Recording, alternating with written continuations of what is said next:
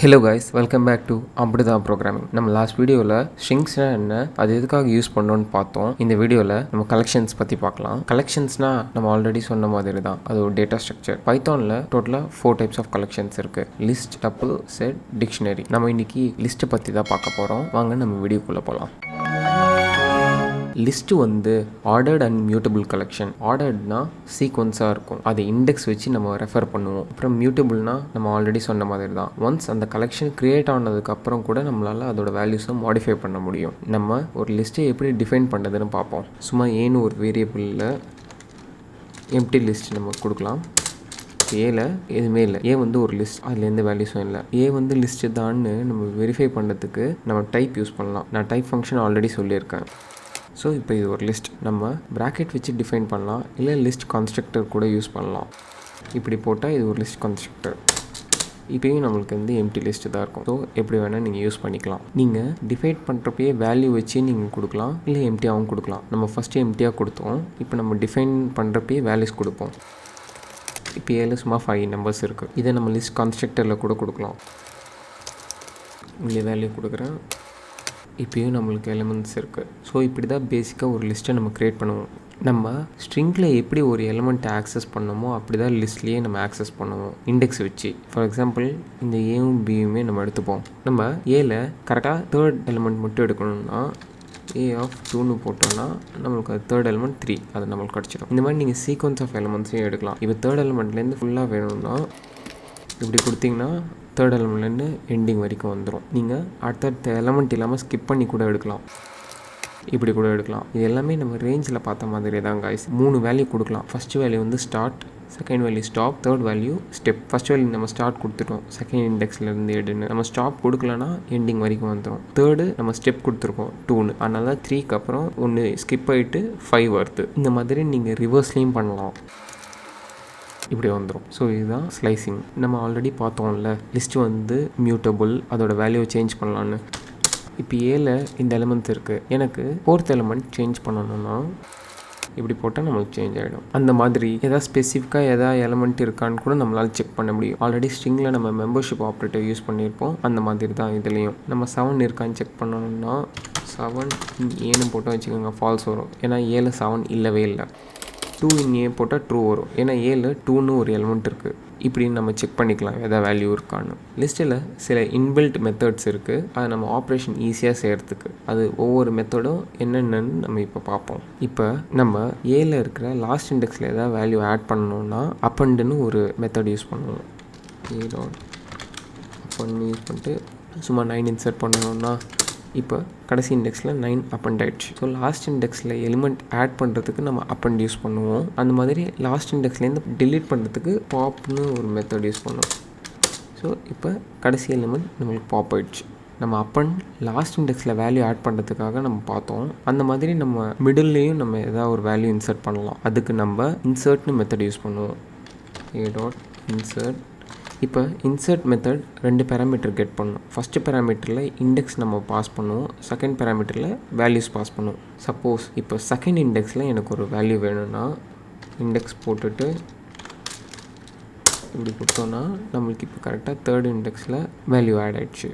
அந்த மாதிரி நம்ம எதாவது ஒரு பர்டிகுலர் எலமெண்ட்டை ரிமூவ் பண்ணுறதுக்கு ரிமூவ்னு ஒரு மெத்தட் யூஸ் பண்ணுவோம். 3 கொடுத்தோன்னா இப்போ 3 வந்து ஏலேருந்து ரிமூவ் ஆகிடும். ஏ பார்த்தா நம்மளுக்கு 3 இருக்காது. லிஸ்ட்டே நம்ம வந்து அப்பண்ட் பண்ணலாம். அதுக்கு நம்ம எக்ஸ்டெண்ட்னு ஒரு மெத்தட் யூஸ் பண்ணுவோம். ஃபார் எக்ஸாம்பிள் இப்போ பியில் வந்து 1 2 3 4 5 இருக்குல்ல. ஸோ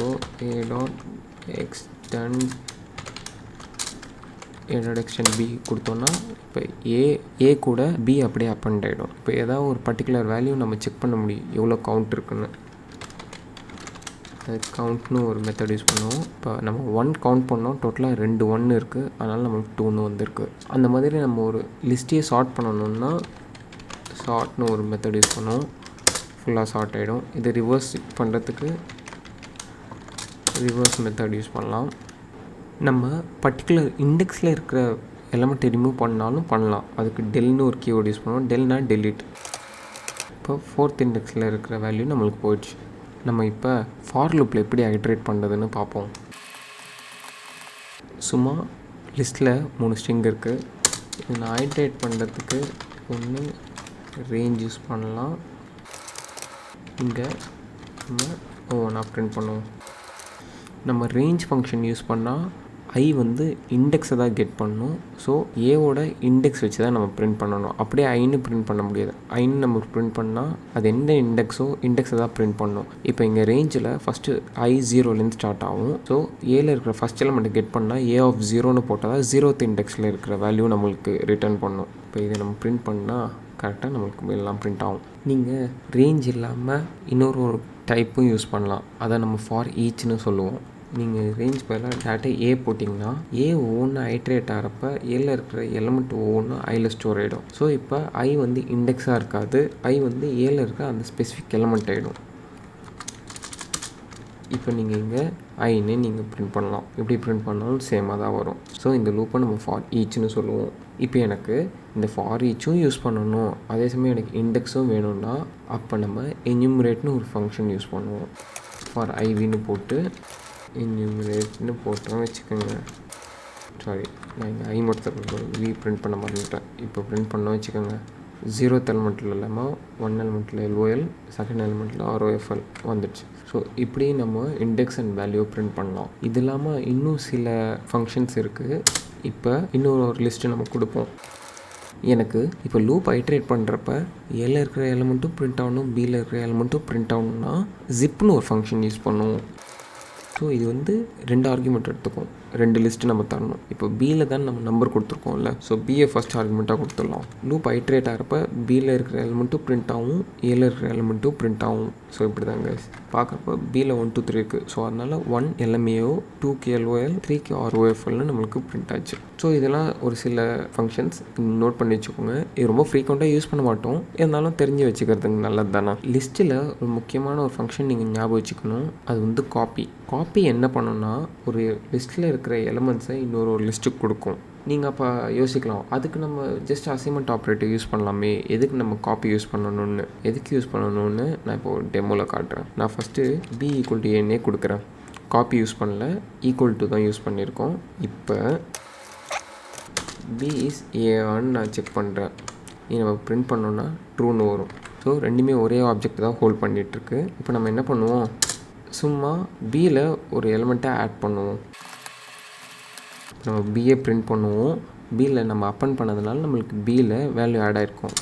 இப்போ நம்ம ஏவையும் பிரிண்ட் பண்ணுவோம். ஃபஸ்ட்டு பி இஸ் ஏவான்னு செக் பண்ணுறோம். ரெண்டுமே ஒரே ஆப்ஜெக்ட் ஹோல்ட் பண்ணிட்டு. சரி, நம்ம பியில் தானே அப்பன் பண்ணோம், ஏவும் அப்பன் ஆகிருக்கு. அது ஏன்னு பார்த்தோன்னா நம்ம அசைன்மெண்ட் ஆப்ரேட்டர் யூஸ் பண்ணியிருக்கோம். b = a கொடுத்தோன்னா b வந்து ஜஸ்ட் ஏவோட அட்ரஸை தான் ஹோல்ட் பண்ணும். எந்த மாடிஃபிகேஷன் பண்ணாலும் அது ஏவையும் போய் அஃபெக்ட் ஆகும். ஸோ இதை நம்ம ரெஸ்ட்ரிக்ட் பண்ணுறதுக்கு தான் காப்பி மெத்தட் யூஸ் பண்ணுவோம். இப்போ இதுவே இங்கே ஜஸ்ட் ஒரு சேஞ்ச் a.copy கொடுத்தோன்னு வச்சுக்கோங்க.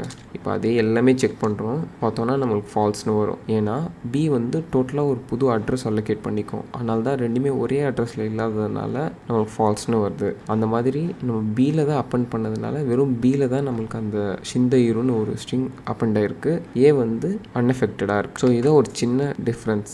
வெறும் அசைன்மெண்ட் ஆப்ரேட்டர் யூஸ் பண்ணுறதுக்கும் காப்பி மெத்தட் யூஸ் பண்ணுறதுக்கும் இது உங்களுக்கு கண்டிப்பாக ஹெல்ப் ஆகும். நெக்ஸ்ட்டு நம்ம இப்போ ஃபார் லூப் வச்சு லிஸ்ட்டில் வேல்யூ அப்பன் பண்ணுவோம். இப்போ நம்மளுக்கு எல்லாம் அப்பண்ட் ஆகிடுச்சு. இங்கே நம்ம கோடில் பார்த்தோன்னா ஃபார்க்கு ஒரு லைன் யூஸ் பண்ணோம், அடுத்து அப்பண்டுக்கு ஒரு லைன் யூஸ் பண்ணோம். இது இல்லாமல் நம்ம லிஸ்ட்டு டிஃபைன் பண்ணுறதுக்கு இன்னொரு லைன் யூஸ் பண்ணோம். ஸோ டோட்டலாக 3 லைன் யூஸ் பண்ணியிருக்கோம். எனக்கு அதெல்லாம் முடியாது, ஒரே லைனில் பண்ணணும்னா அதுக்கு தான் நம்ம தலைவன் லிஸ்ட்டு காம்ப்ரிஹென்ஷன் இருக்கான். அது வந்து ரொம்ப சிம்பிளாக நமக்கு வேலையை செஞ்சு காட்டிடும். அது என்ன பண்ணணும்னா a = போட்டு ஃபஸ்ட்டு நீங்கள் ஸ்கொயர் ப்ராக்கெட் போடணும். இதுக்கப்புறம் நீங்கள் ஃபாரில் யூஸ் பண்ணுற அதே சின்டாக்ஸ் இங்கே யூஸ் பண்ணணும். ஐன்னு ஒரு வேரியபிள் எடுத்துப்போமா ஐட்ரேட் பண்ணுறதுக்கு. So for I in range, எந்த ரேஞ்ச் வரைக்கும் 5 வரைக்கும் எடுத்துக்கிட்டோன்னா இவ்வளோ தான் கைஸ் லிஸ்ட் காம்ப்ரிஹென்ஷன். இப்போ இவனை பிரிண்ட் பண்ணோன்னா அதே ரிசல்ட் நம்மளுக்கு கிடைக்கும். ஸோ இதுவும் ஞாபகம் வச்சுக்கோங்க. பைத்தான் டெவலப்மெண்ட் சைடில் யூஸ் பண்ணுறவங்களுக்குலாம் இது ரொம்ப ஹெல்ப்ஃபுல்லாக இருக்கும். இது வந்து லிஸ்ட் காம்ப்ரிஹென்ஷன். நீங்கள் உள்ள கண்டிஷன்ஸ் கூட கொடுக்கலாம். இப்போ சப்போஸ் எனக்கு வெறும் ஆட் நம்பர்ஸ் மட்டும்தான் வேணும்னா என்ன பண்ணுவோம், 2ல் டிவிசிபிள் ஆகிறப்ப நம்மளுக்கு ரிமைண்டர் வரணும்ல. ஸோ அது இங்கே எப்படி எழுதுனா i%2 ≠ 0 இப்படி போட்டோன்னா 1 3 மட்டும் கிடைக்குது. ஸோ இது என்ன பண்ணணும்னா ரேஞ்சில் ஐட்ரேட் ஆகிறப்ப ஒவ்வொரு வேல்யூயும் செக் பண்ணி பார்க்கும். ஸோ 2ஆல் டிவிசிபிள் ஆகலைனா தான் நமக்கு ஸ்டோர் ஆகும், இல்லைனா ஸ்டோர் ஆகாது. ஸோ இந்த மாதிரி நீங்கள் கண்டிஷன்ஸும் கொடுத்துக்கலாம். ஸோ பைத்தானில் லிஸ்ட்டுக்கு அவ்வளோதான் கைஸ். நல்லா ஞாபகம் வச்சுக்கோங்க, லிஸ்ட்டுங்கிறது ஒரு ஆர்டர்ட் மியூட்டபிள் கலெக்ஷன். உங்களால் லிஸ்ட்டு க்ரியேட் பண்ணதுக்கப்புறம் கூட அதோட வேல்யூஸை மாற்ற முடியும். நம்ம நெக்ஸ்ட் வீடியோவில் டப்பிள் பற்றி பார்ப்போம். டப்பிள் வந்து ஒரு ஆர்டர்ட் கலெக்ஷன், ஆனால் அது இம்யூட்டபிள். லிஸ்ட் வந்து மியூட்டபிள், நம்மளால் வேல்யூஸை சேஞ்ச் பண்ண முடியும். ஆனால் டப்பிளில் நம்மளால் சேஞ்ச் பண்ண முடியாது. உங்களை அந்த வீடியோவில் சந்திக்கிற வரைக்கும் ஹாப்பி கோடிங்.